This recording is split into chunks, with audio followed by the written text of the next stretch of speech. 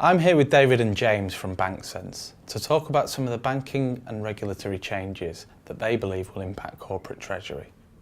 David, how will CRD4 affect firms with business operations in the EU? So CRD4 will affect a number of financial institutions and credit institutions. So after the financial crisis in 2008, there was an overwhelming requirement by regulators to create a sense of safety in the market. So before that point, we had financial institutions and credit institutions holding cash but not necessarily reporting it to regulators like the Prudential Regulatory Authority as it's known today, which is the Bank of England.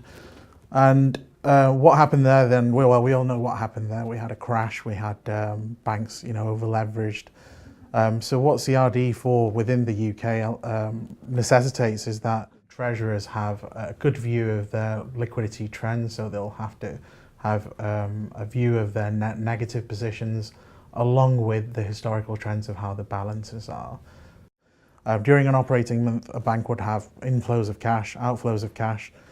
What the regulators are really interested in is the net negative position to illustrate they've got sufficient capital and they can cover that net negative position in an intraday basis. So what's required is quite a lot of manual reporting today. So you have treasurers who have to run reportings every day that isn't automated. Yeah. They have to look at MT950s, which is statement messages from institutions, and then break that down into what the net negative position is.